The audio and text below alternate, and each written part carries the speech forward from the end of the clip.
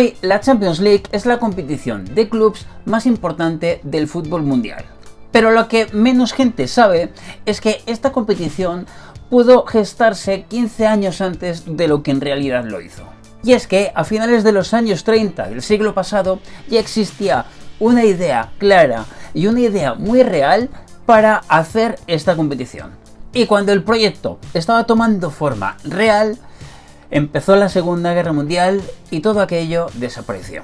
Hoy en Historias de Fútbol vamos a hablar de la Champions que nunca fue. De una Champions que en 1940 pudo ser, pero finalmente la situación política y mundial lo hicieron imposible. Así que si te gustan estas historias relacionadas con el fútbol, quédate aquí, que me parece que vas a tener muchas de estas historias. Sin más, como digo siempre, vamos a empezar con esta historia y sobre todo, ayúdame con el canal, suscríbete y, como digo siempre, dentro vídeo.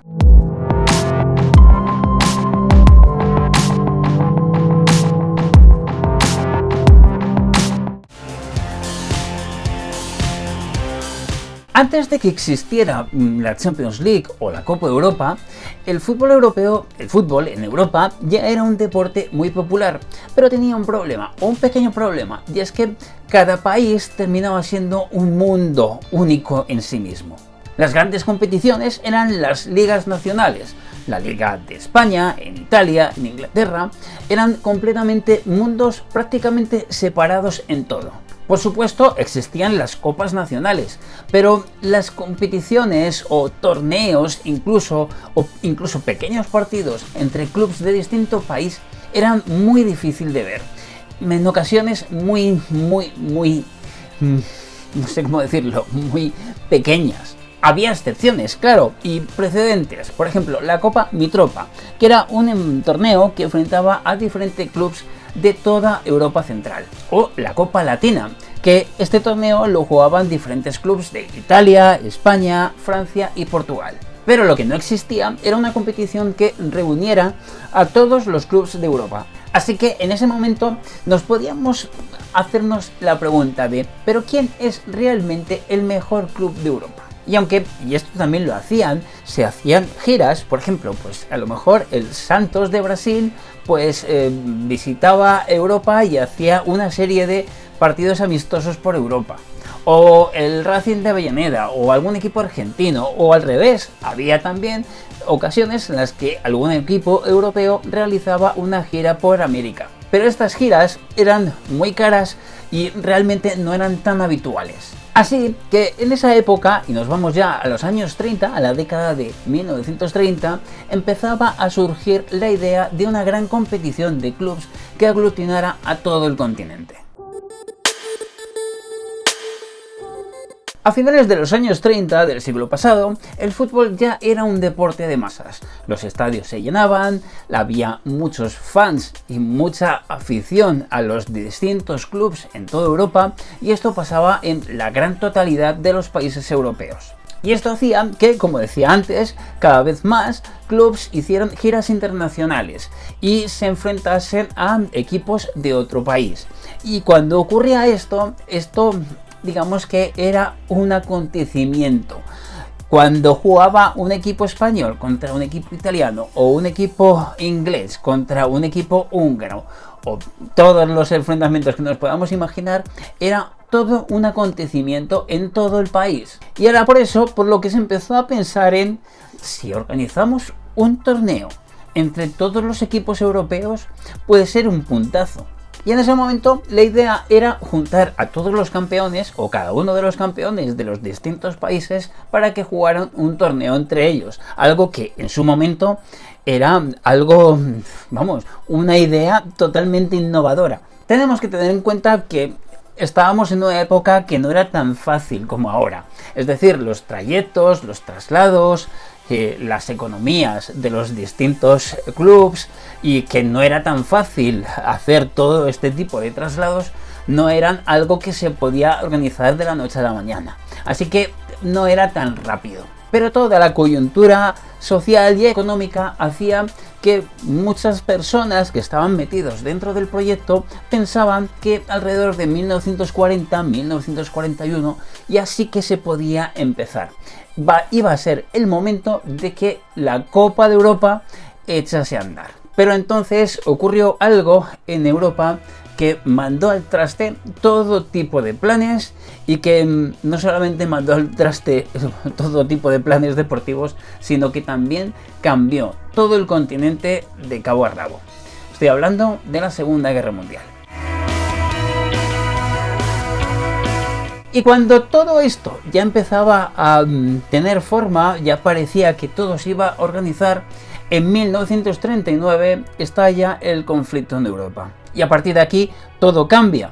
Muchos futbolistas incluso son llamados a filas. El contexto internacional, como os podéis imaginar, no estaba para que los clubes hiciesen viajes internacionales por toda Europa. Incluso muchas de las ligas que se jugaban en todo el continente, muchas de ellas se terminan también suspendiendo. Es decir, prácticamente el fútbol se paraliza. También lo hace el fútbol a nivel de selecciones.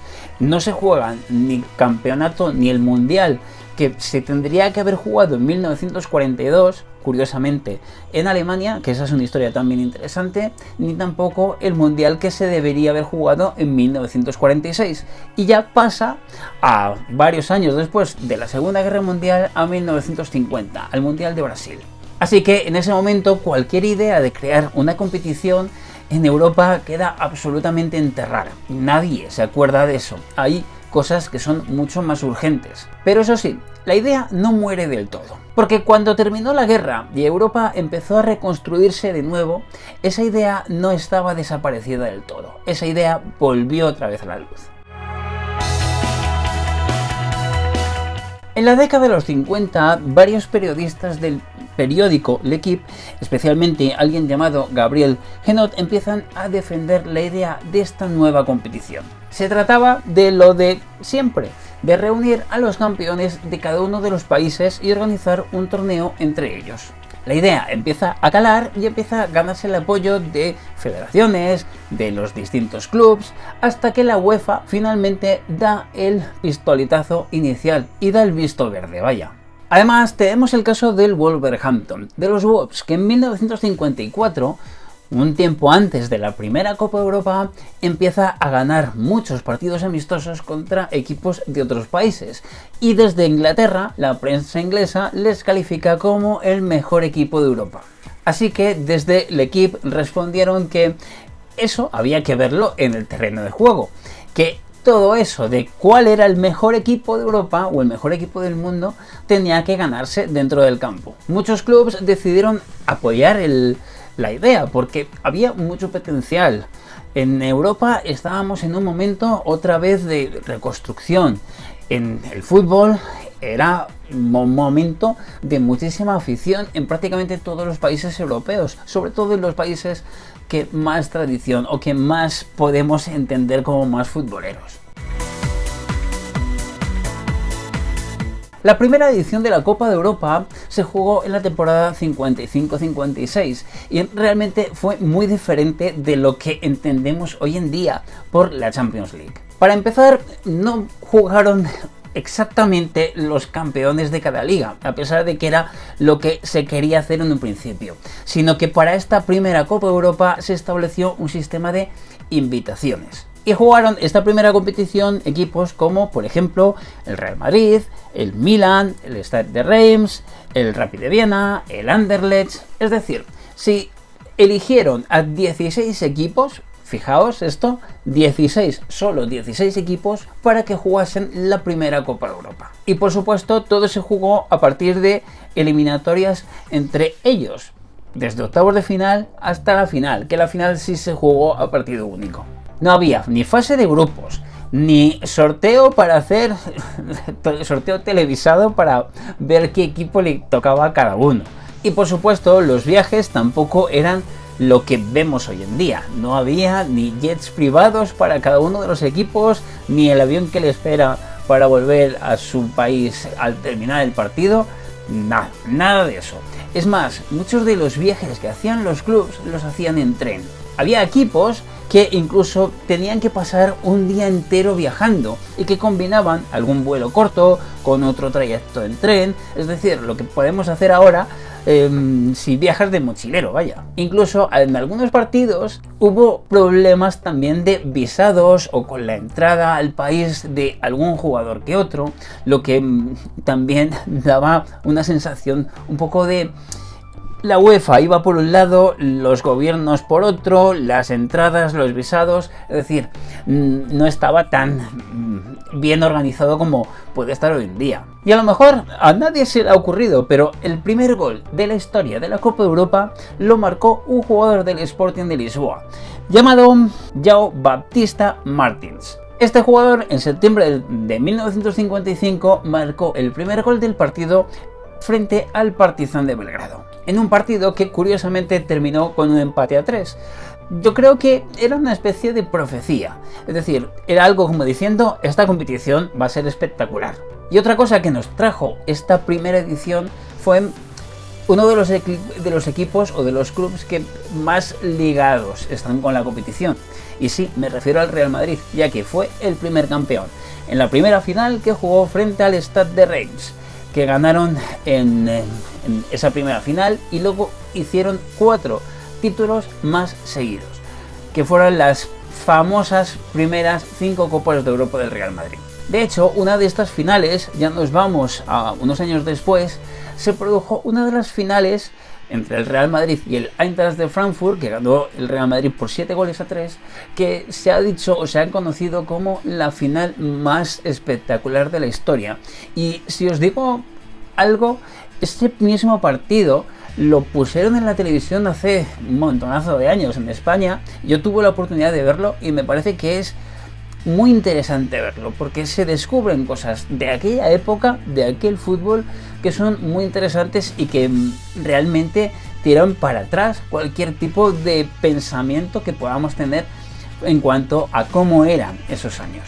Fueron o debieron ser años espectaculares, años en los que había equipos que se cruzaban media Europa en tren, en media Europa también a base de vuelos, todo por una competición que no sabían si realmente iba a terminar funcionando y que realmente pocos podrían pensar que se convirtiera en lo que es hoy en día la Champions League. A mí me parece espectacular que cuando vemos esos partidos los martes, los miércoles o incluso los jueves, y pensamos en Conference o en la Europa League, cuando sentimos esas noches europeas, yo creo que hay una parte de aquellos jugadores que hacían todo ese esfuerzo para jugar aquella competición en esa época. Y en una parte también existe esa idea de los años 30 de empezar a juntar a esos equipos que jugaban en toda Europa para tratar de dilucidar quién era el mejor. Una idea que quedó sepultada o medio sepultada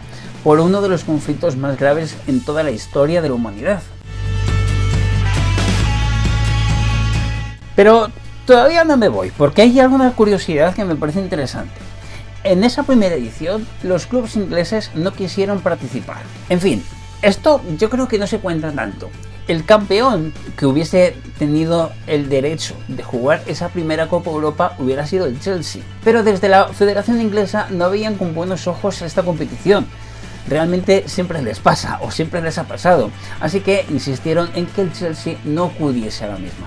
Irónicamente, cuando han pasado los años y las décadas, la Premier League o el fútbol inglés es uno de los equipos o de los países dominantes en la competición. Y otra curiosidad, no todos los partidos se jugaban de noche, aunque hoy en día asociamos el fútbol europeo con partidos por la noche, esto no era así en aquella época. Tenemos que pensar que en aquella época no todos los estadios tenían la suficiente iluminación como para hacer eso posible. Además, la televisión no era un factor importante.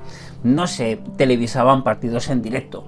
Por lo tanto, los horarios dependían mucho más de la logística de cada uno de los estadios que de un horario en concreto de una televisión. Y la tercera curiosidad que tenía preparada es precisamente lo que yo os contaba antes, la final de 1960, la que jugaron en Glasgow el Real Madrid y el Eintracht de Frankfurt. Y lo hicieron, fijaos bien, ante 120.000 espectadores. Con los años dicen que este partido se ponía todos los años en Inglaterra para mostrar cómo era o cómo debía ser el juego. Fijaos qué espectáculo fue aquel partido. Esto fue el nacimiento de la Champions. Esto fue, yo creo que un vídeo muy interesante para esta semana que tenemos de Champions League. Veremos qué pasa en las eliminatorias. Vamos a dejar el vídeo para que también sea visible o sea clicable en cualquier momento del año.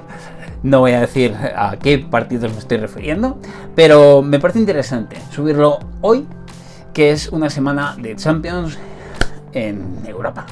En fin, vamos a dejar el vídeo aquí. Como siempre, te voy a pedirte que te suscribas al canal, que es la mejor forma de ayudarme con este proyecto, que puedes venirte aquí o puedes irte al canal principal de iPhone Explora, donde ahí explico más cosas del mundo y viajo cuando puedo. Lo dicho, tenemos vídeos prácticamente todos los días, así que vamos a ver lo que va pasando. Como digo siempre, nos vemos dentro de muy poco. Adiós.